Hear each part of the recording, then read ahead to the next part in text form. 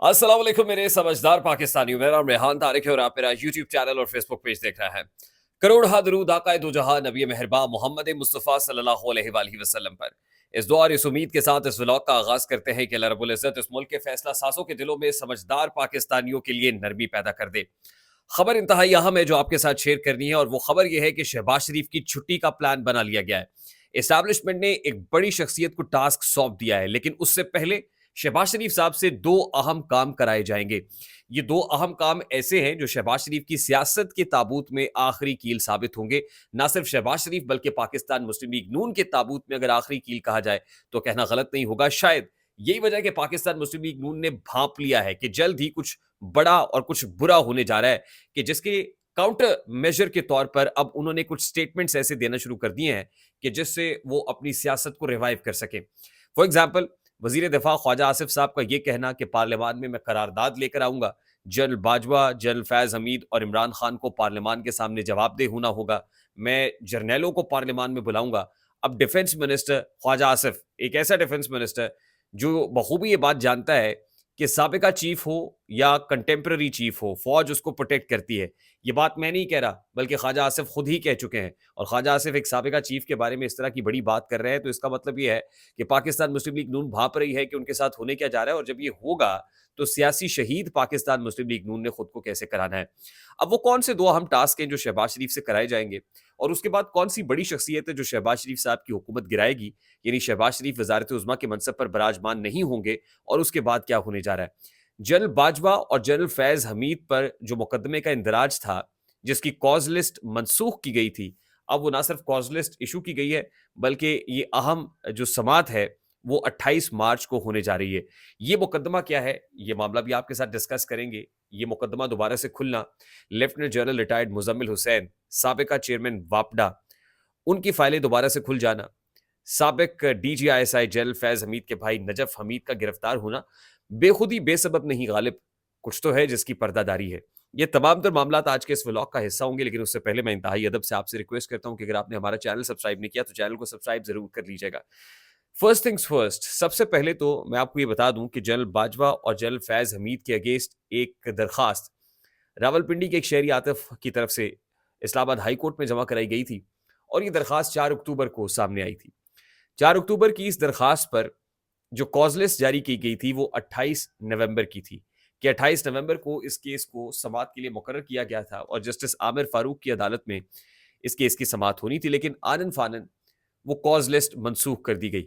उसके बाद नामो निशान तक नहीं था, उसके बाद इसका जिक्र नहीं किया जा रहा था। अब ये मामला मुकर्रर किया गया है 28 मार्च के लिए, यानी रवा महीने 28 मार्च को इस मुकदमे की समाअत होगी। अब शहरी जो मोअज़्ज़ज़ शहरी हैं रावलपिंडी के, उनकी तरफ से दरखास्त ये है कि ये ऑफिशियल सीक्रेट एक्ट की खिलाफ वर्जी हुई है। यानी जनरल कमर जावेद बाजवा, जनरल फैज हमीद ने, आपको याद होगा कि कुछ सहाफ़ियों की वसातत से कुछ इन्फॉर्मेशन मीडिया में फ्लोट कराई थी। एक सहाफ़ी जावेद चौधरी थे, एक शाहिद मेतला थे, और प्रेस एसोसिएशन ऑफ पाकिस्तान को भी इस दरखास्त के अंदर फरीक बनाया गया है। जावेद चौधरी को भी बनाया है, शाहिद मेतला को भी बनाया है, प्रेस एसोसिएशन ऑफ पाकिस्तान को भी बनाया है, और फिर इन दो जर्नैलों को भी बनाया है। और फिर एफआईए को से दरखास्त की गई है कि वो जो कार्रवाई है वो ज़ाब्ते की कार्रवाई करे। अब इस पर इस्लामाबाद हाई कोर्ट में समाअत होने जा रही है। अपने तौर पर ये गैर मामूली मामला है। फैज़ाबाद धरना कमीशन के हवाले से जो मामलात सामने आए हैं, उसमें भी जनरल फैज़ हमीद से मुतल्लिक ये है कि उन्होंने बावजूद इसके कमीशन बुलाता रहा, इवन स्काइप के ऊपर उनको सहूलत फराहम की गई, लेकिन वो स्काइप पे भी नहीं आए, सिर्फ़ एक रिटन जवाब जमा करा दिया गया। फिर उस वक़्त की जो शहबाज शरीफ हुकूमत है पंजाब के अंदर, उसको भी ज़िम्मेदार कसूरवार ठहराया गया है। मतलब शहबाज शरीफ को इन अ सेंस कि शहबाज शरीफ को जब बुलाया है, तो वो भी नहीं आए हैं। तो फैज़ाबाद धरना कमीशन की जो रिपोर्ट है, वो भी खासी हद तक फाइनल हो गई है।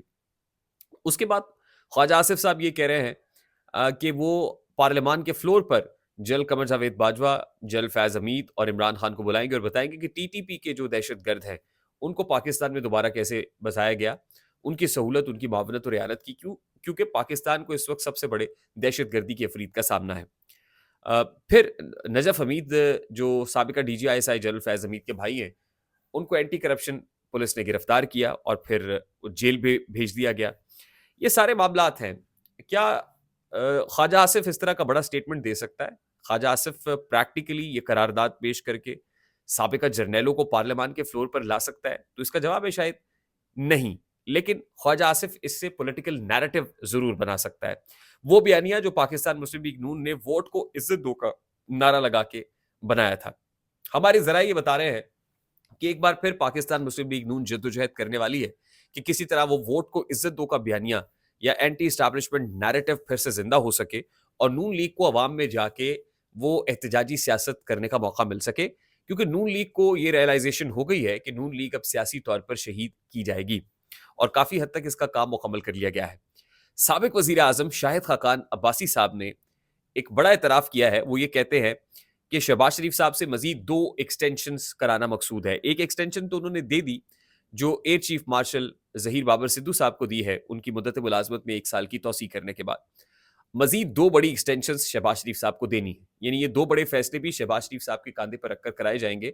आईएमएफ के साथ मामला तो हैं ही, जिससे पॉलिटिकल कैपिटल ज़रूर शहबाज शरीफ साहब का लूज़ होगा। लेकिन 2 बड़ी एक्सटेंशन के अंदर यकीनन chief of the army staff general Asim Munir की एक बड़ी एक्सटेंशन है।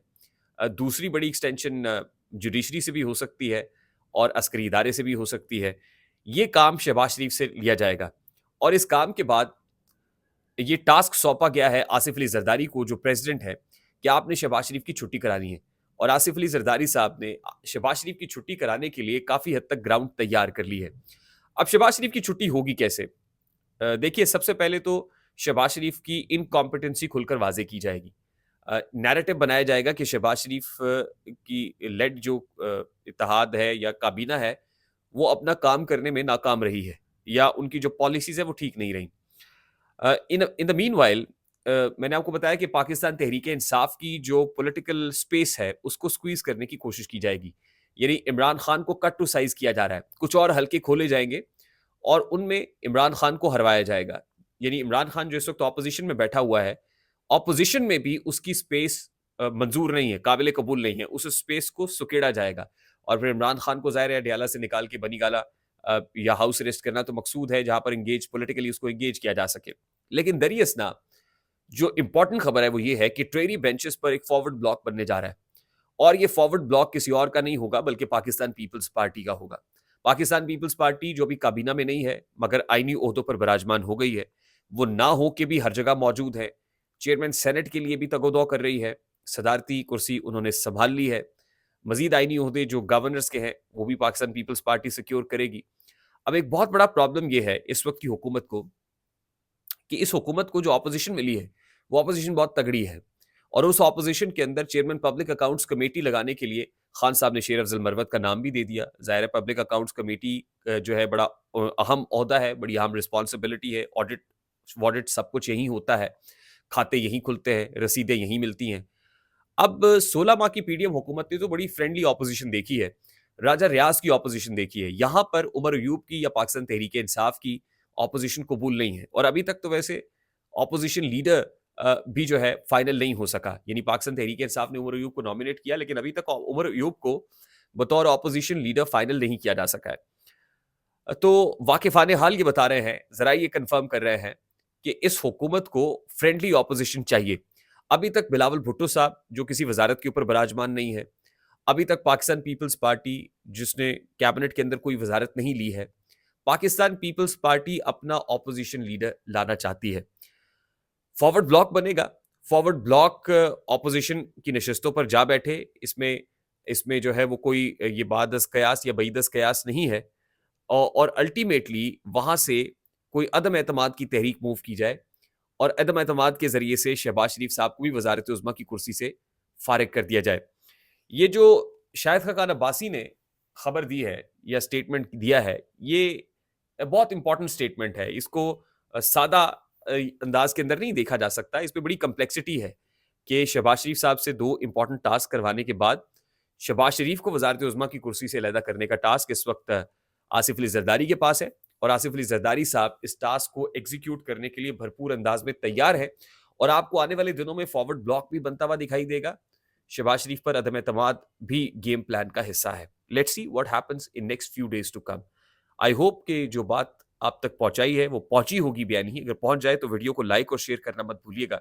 चैनल पे नए हैं तो चैनल को सब्सक्राइब कर दीजिएगा। मुझे रेहान तारिक को इजाजत दीजिए। अपना बहुत सारा ख्याल रखिएगा। अस्सलाम वालेकुम।